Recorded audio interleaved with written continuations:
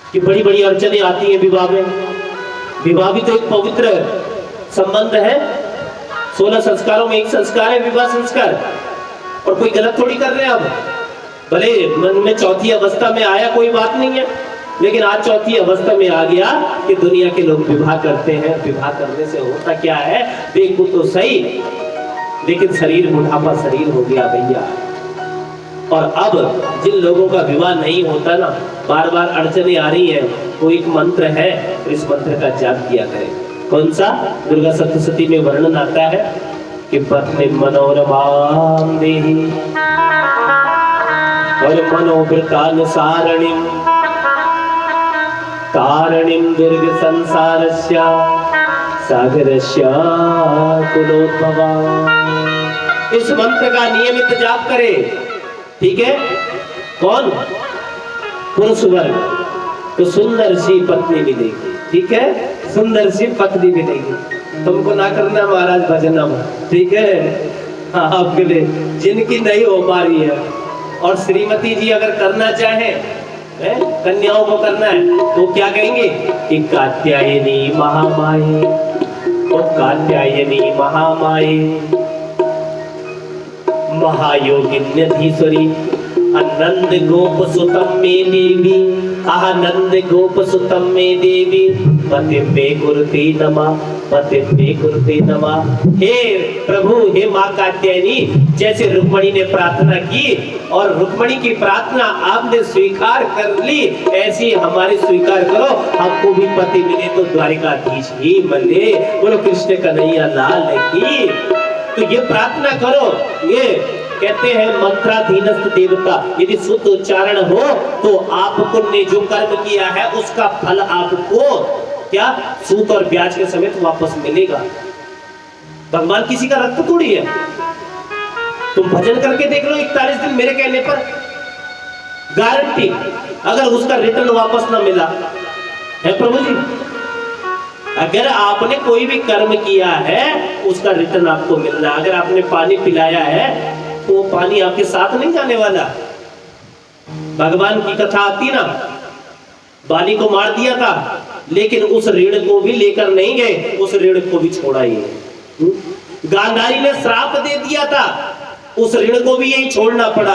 क्या श्राप दिया था कि रे कृष्ण, जिस प्रकार आज मेरी संतानें मुझसे अलग हुई हैं, जिस प्रकार मेरी संतानें छिन्न भिन्न मर गई है, एक दिन तू भी अपने कुल का यदुवंश का ऐसे ही नाश देखेगा। जैसे आज कुरुवंश का नाश हुआ है, एक दिन यदुवंश का भी ऐसे ही नाश होगा बंधुओं, ठीक है?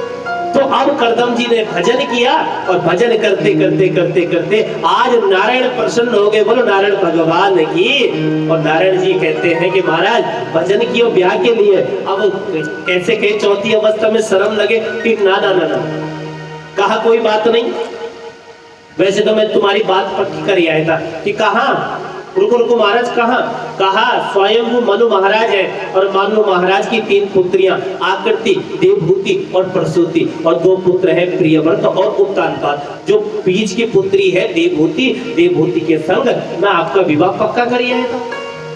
कहा महाराज रुकिए, जब आप पक्का कर आए तो कर ही लेते हो।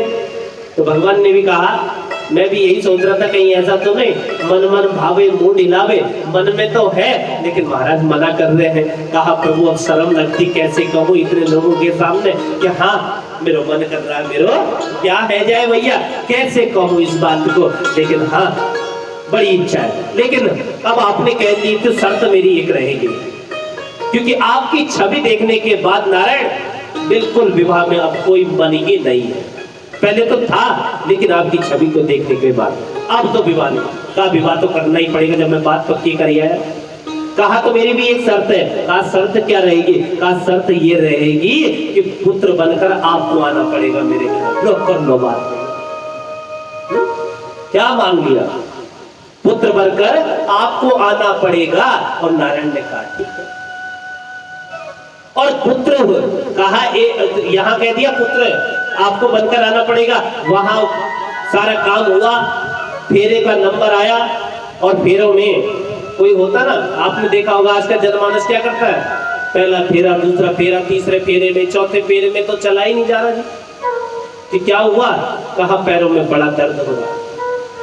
कहा अपने पिताजी से बोला कुछ साधन करे। कहा क्या साधन? कहा गाड़ी दो, 4 पहिए की दो, कुछ दो। अर्थात पर वहां पर क्या मांग कर रहा समझ रहे हो?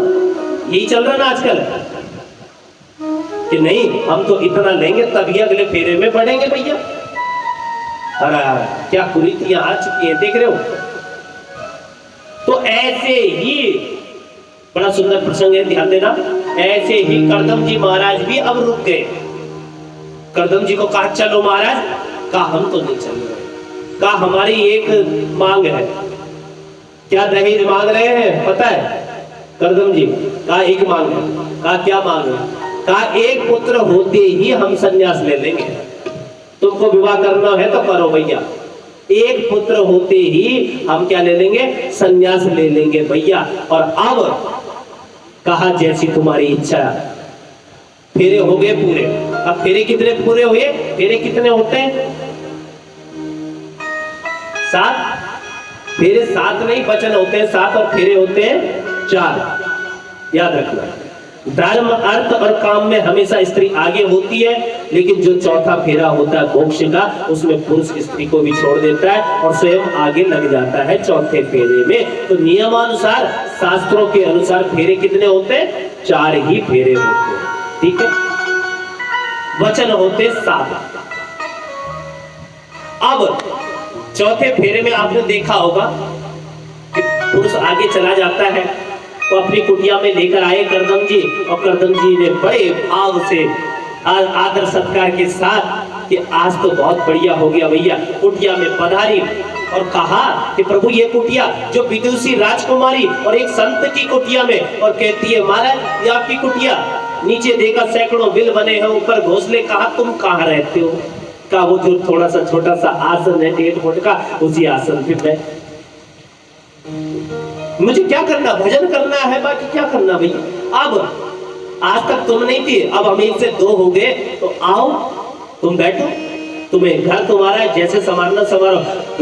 फटाफट लगी सेवा भाव में। इतने में करदम जी ने कहा मैं भजन करता हूँ। और भजन करते करते महाराज करदम की ऐसी समाधि लगी, 40 वर्ष के लिए समाधि लगी। घर में नई नवेली दुल्हन और महाराज पहुंच गए समाधि। यदि आज की श्रीमती होती क्या करती है? बाबा तुम करो भजन, हम चले मसूरी है। एक बार प्रिंस वृंदावन बिहारी लाल की। लेकिन नहीं, देवभूति ने बात काम ना किया भैया। देवभूति ने पता क्या किया? रोज सवेरे उठती और बस मेरे पिता ने कहा है आज से पति का घर ही तेरा घर है भैया, क्योंकि स्त्री के संग उसका गोत्र नहीं जुड़ता। पहले जो लोग पूछते हैं ना महाराज गोत्र, उसका गोत्र ही नहीं होता, बल्कि पति का ही गोत्र स्त्री का गोत्र कहलाता है ना? स्त्री का गोत्र कहलाता है। अब रोज सेवा कर लेती, जल का छींटा लगा देती स्वामी जी पे और तौलिया से साफ कर लेती। उसके बाद जो फल फूल मेवा मिलता, ऐसे ही 40 वर्ष काट लिए। 40 वर्ष के बाद एक दिन करदम जी ने जैसे ही आंखें खोली तो सामने देखते एकदम एक वृद्धा सी, बाल भी मानो सफेद हो गए। कहा देवी आप कौन? आपका क्या परिचय है? आप बताओ क्या परिचय है आपका भैया? कहा भूल गई क्या? महाराज याद करो। कहा क्या याद करो? कहा आज से 40 वर्ष पहले स्वयं मनु महाराज के यहाँ से तुम मुझे लेकर आए थे। पाणी ग्रहण संस्कार हुआ था, कन्यादानम महादानम सर्वदानीषु दुर्लभम। क्या भूल गए तुम उस बात को? कुछ जोर दो अपनी बुद्धि पर। थोड़ा जोर दिया और विचार किया, अच्छा ध्यान है, अरे देवी तुम देवभूति तुम ही हो। मुझे तो कितना समय, तुम अपने घर क्यों नहीं चली गई? कहा उस समय जो संकल्प लिए गए थे उसमें यही तो कहा गया था। अब अगर तुम भजन में, परमात्मा के भजन में हो, तो तुम्हारे भजन में व्यवधान काहे को डालना था? आप भजन करो, हम सेवा के लिए। तो हमने खूब सेवा की है। अरे देवभूति तुम्हारा शरीर सूख गया, क्या खाया तुमने? कहा कभी फल खा लेती थी, कभी जल पी लेती थी, कभी पत्ते खाकर ऐसे 40 वर्ष निकाल दिए। किसका प्रताप, तपश्चर्या। और आज देवभूति का हाथ पकड़ा करदम जी ने। और तुरंत उसी समय सरोवर था सामने, और जैसे ही डुबकी लगाई तो उसी समय करदम जी 21 के और देवहूति 16 वर्ष की हो गई। इसका फल केवल और केवल तपश्चर्या का फल। एक बार प्रेम से बोलो वृंदावन बिहारी लाल की। तो वर्णमाला का 16वां और 21वां अक्षर है ट और प। तप तप तप, यानी बिना तप के जीवन में कुछ भी नहीं है।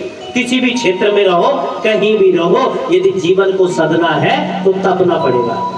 सोने की तरह भट्टी में जाना ही पड़ेगा, तपना पड़ेगा। सोना भी तभी शुद्ध होता है महाराज। और आज जो पिता के घर वैभव नहीं देखा था, जो पिता के घर सुख नहीं देखा था, वो सुख पति के दरबार में देखा, केवल और केवल काके तपश्चर्या के। अब एक बात बताओ, क्या कहा था कि एक संतान होते ही हम कहां चल देंगे? संन्यास ले लेंगे। जय हो, सुन रहे हैं? ये इतनी अच्छी बात है। फिर तो क्या, संन्यास ले लेंगे। अब नारायण ने कहा कि ठीक है, हम भी देखते हैं। कभी कभी हम हो जाते ना, अपनी चलाने लग जाते। तो नारायण ने पुत्र तो दिया नहीं, एक एक पुत्री करके 9 कन्याएं दे दी। जाओ महाराज संन्यास जाओ। एक के बाद एक कहा कि अब पुत्र होगा तो मैं संन्यास जाऊंगा, दूसरा होगा तो संन्यास चले जाऊंगा भैया, पुत्र दूसरे नंबर पे। लेकिन अब पुत्र तो दिया नहीं, बारी बारी एक एक करके 9 कन्याएं दे दी, लेकिन जाने का नंबर नहीं आया। जाओ कैसे जाओगे वन में? लेकिन 10वें संतान के रूप में स्वयं नारायण कपिल देव के रूप में प्रकट हुए। बोलो कपिल देव जी महाराज की, वृंदावन बिहारी लाल की। अगर देखा जाए, थोड़ा सा विचार किया जाए, यहां पर पत्नी भी है ना, धर्म पत्नी भी है, और अंग्रेजी में क्या कहते हैं? हाँ भाई जानते हैं, तो सब कुछ है ना।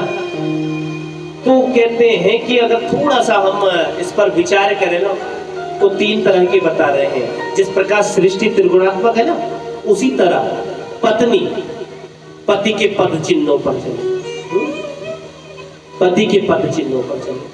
धर्म पत्नी जो पति को धर्म करने के लिए भी उद्दीलित करे कि आप दुकान जा रहे हो, एक काम करो, ये थोड़ा सा दूध की बोतल है, ये जाके महादेव जी को चढ़ा देना, या ये फल है ये मंदिर पे दिया ना। कहा मैं अंदर नहीं जाऊं, कहा तुम अंदर मत जाना, तुम पंडित जी को पुजारी जी को आवाज दे देना, कोई ना कोई घर पे होगा बस पकड़ लेगा, नहीं तो गेट के अंदर रख देना, बस अंदर भी मत जाना। यानी जो धीरे धीरे पति से भी धर्म करवावे वो धर्म पत्नी। चलो ना एक दिन चलते कथा में, आनंद आ रहा है, मत्था टेकते वहां, एक दिन चलो तो सही मेरे साथ, लेकर आओ। यज्ञ पत्नियों ने यज्ञ पुरुषों पर बड़ी कृपा की। जब गोविंद क्या गौ चराने गए थे, तो तब उन्होंने भी अपने पतियों के लिए यही प्रार्थना की थी, अपने पतियों को लेकर साथ आए थे भैया। तो इसलिए अगर उद्धार चाहते हो तो उनको भी लेकर आओ कथा में, अपना ही उद्धार मत करो, उनका भी कल्याण करो। उसको कहते हैं धर्म पत्नी। बोलो वृंदावन बिहारी लाल की। जैसे हमारे परीक्षित माता जी बैठती है सीधे लेकर कि यहीं बैठना है 3 घंटे उठोगे, ऐसे परीक्षित देखे आपने? परीक्षित को पता ही नहीं चले। पर हाँ, यहाँ अद्भुत वक्ता भी है और क्या है, परीक्षित जी भी है।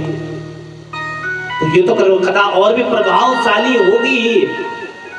और हमारे परीक्षित ना वो उठते हैं ना हम उठते हैं। बस कभी उनको अगर वृंदावन जाना है, कभी काशी जाना है तो तभी उठते हैं, नहीं तो नहीं उठते नहीं। तो कहते हैं पत्नी धर्म पत्नी, और तीसरी होती है अंग्रेजी में wife, WIFE, without information every time fighting, है ना, जो अकारण ही। तो महाराज गए थे 5 मिनट के लिए, कहां रह गए?